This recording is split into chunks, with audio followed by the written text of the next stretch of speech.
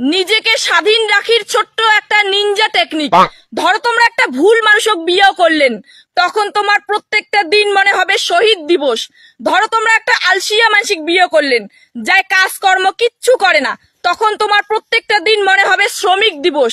ধরো তোমরা একটা অপরিণত মানুষক বিয়ে করলেন, যাই কথাবার্তা কিছুই বুঝে না, কথায় কথায় ক্যাসাল করে, তখন তোমার প্রত্যেকটা দিন মনে হবে শিশু দিবস। ধরো তোমরা একটা মিথ্যাবাদী বা প্রতারকক বিয়ে করলেন, তখন তোমার প্রত্যেকটা দিন মনে হবে এপ্রিল ফুল।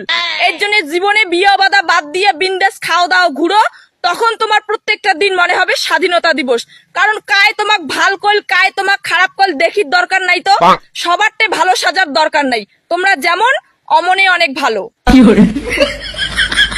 ব্যাপার, আজকাল অনেক মেয়েদের ফোন আসতেছে, তোমার ফোনে কয়জনের সাথে প্রেম করো? হতে পারে আমার মনটা সাগরের মতো বিশাল, কিন্তু সেই পানিতে তোমার মতো হাঙর থাকতে অন্য মাছেদের আসার সাহস আছে? আমার সোনা, তুমি আমার এত ভালোবাসো? এই কি বললা তুমি?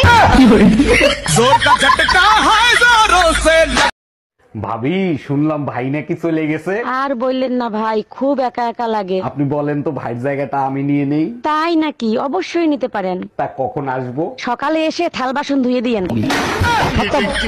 Bye bye, tata, good bye. এই মহিলা আমার জীবনটারে জাহান্নাম বানায় ফেলাইতেছে। আর তুমি আমার জীবন দোজক বানাই ফেলছো। তোরা যদি ক্যালেন্ডার হইতিস প্রত্যেক বছর পাল্টাইতাম। আর তুমি যদি আদা হইতা, কসম তোমারে প্রত্যেকদিন পুতো দিয়ে যাস্তাম। আপনি যদি 10 ঘাটের পানি খেয়ে থাকেন, তাহলে দেখবেন আল্লাহ আপনাকে এমন এক জীবন সঙ্গী দান করেছেন যে 20 ঘাটের পানি খেয়ে আপনার কাছে এসেছে।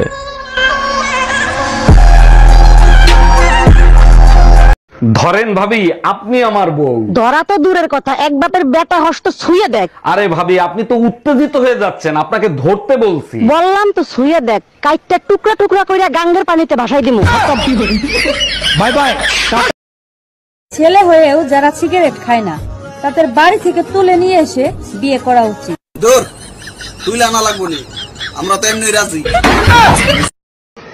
মানুষ যে কেন বউর এত ভয় পায় আমি বুঝি না। আমি ডাইরেক্ট বলে দিছি, ঘর মুচ্ছা, কাপড় ধুইয়া, থালা বাসন ধুইয়া, তারপর তোমার ফাও টিপমু। এর আগে আমি ফারতাম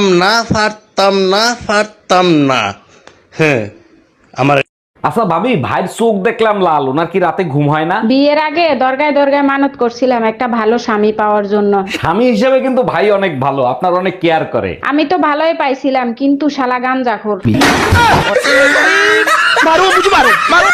ভাবি, আমার সোনা বউকে খুঁজে পাচ্ছি না, সে কি আপনাদের বাসায়? মন থেকে বলছি ভাই, আপনার মতন স্বামী যেন প্রতিটা মেয়ের ভাগ্যে জোটে। নিশ্চয়ই আল্লাহ আপনার দোয়া কবুল করবে। আরে ভাই, আপনার বউ তো 6 মাস আগে মারা গেছে, প্রতিদিন কেন জিজ্ঞেস করেন? বারবার শুনলে কলিজাটা জুড়াইয়া যায়।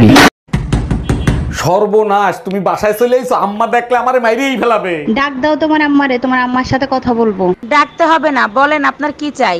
যেটারে পয়দা দিচ্ছেন ওইটারে চাই।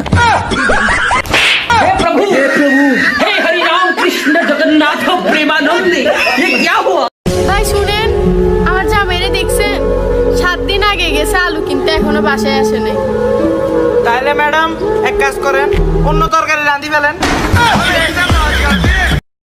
আজকে পহেলা বৈশাখ, তোমাকে ইলিশ মাছ আনতে বলছি, তুমি পুঁটি মাছ আনছো কেন? আর বইলো না, ইলিশ মাছের যে দাম শুনেই অজ্ঞান হয়ে গেছি। পান্তা ইলিশের জায়গায় পান্তা পুঁটি, এটা কি সহ্য করা যায়? কেন সহ্য করতে পারবো না? আমিও তো তোমার 20 বছর ধরে সহ্য করতেছি।